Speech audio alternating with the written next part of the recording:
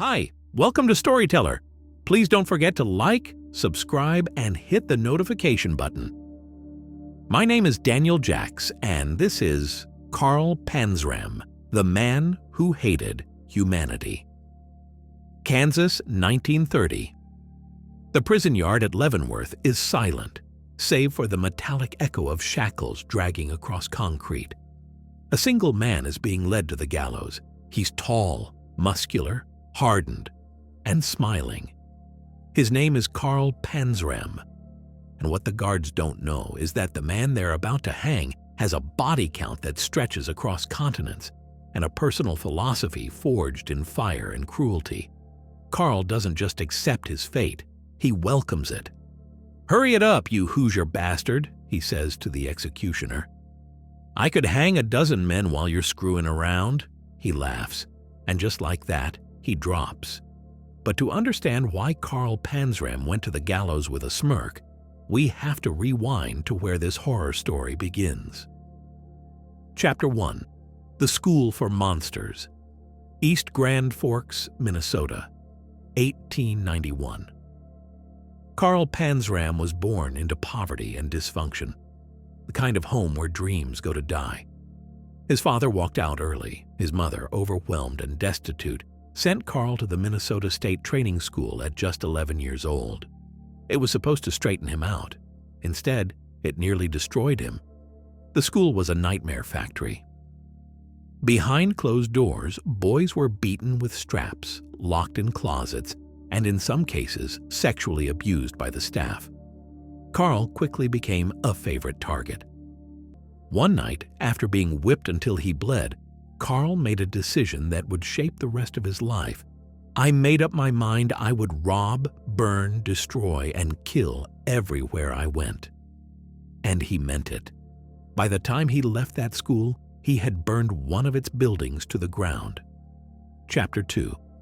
Built for Hate. Karl didn't drift into crime. He dived in head first.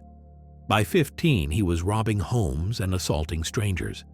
By 17, he joined the U.S. Army under a fake name and was quickly court-martialed for stealing. He was sent to prison, where he spent every day lifting weights, reading philosophy, and fantasizing about revenge. By his 20s, Karl was unstoppable. He didn't just commit crimes, he engineered them. He once broke into a naval base, stole guns and clothing, and sold them to revolutionaries in Mexico. Another time, he traveled to Africa and murdered an entire boat crew just to steal the ship.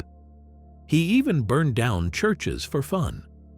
But his most disturbing spree took place in New York, 1920. Karl purchased a small sailboat, docked it on the East River, and used it to lure sailors with promises of booze and jobs. Once on board, he would get them drunk, rape them, kill them, and dump their bodies in the water. He later claimed to have murdered at least 10 men that way and raped over 1,000 victims in his lifetime. Chapter 3. The Beast Confesses. Karl was finally arrested in 1928 after getting caught trying to pawn a stolen item in Washington, D.C. When police started asking questions, he stared them down cold and said, "I've been a bad man all my life. I've murdered boys and men on 3 continents. And I'll kill the first man who tries to stop me."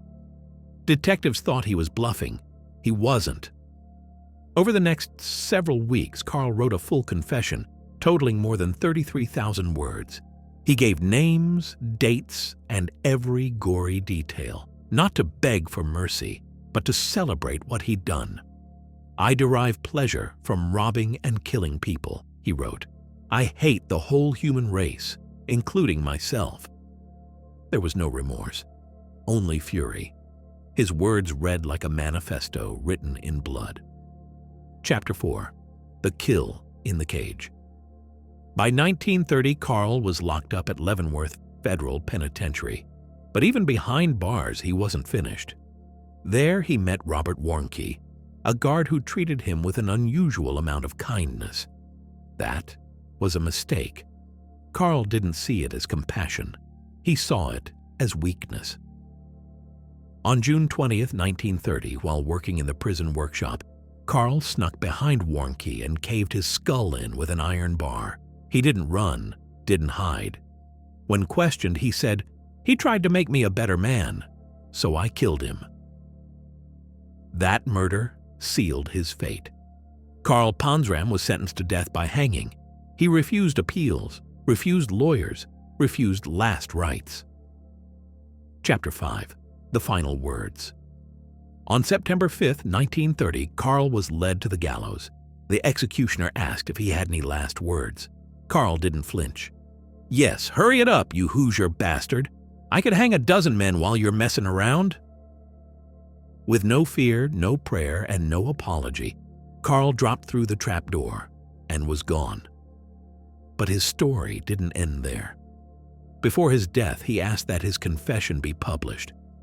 Decades later, it was released in a book titled Killer: A Journal of Murder, an autobiography so brutal it stunned even the most hardened true crime experts. In it, Carl offers a final message. "I am rage. I am hate. I am the result of your cruelty, and I have returned it in full." Carl Panzram didn't pretend to be insane. He didn't plead for sympathy. He didn't blame it all on childhood trauma, even though he had every reason to. He simply said, "You taught me to hate. I learned, and I did it better than anyone." He wasn't a mystery. He was a mirror, and the reflection was enough to make the world flinch.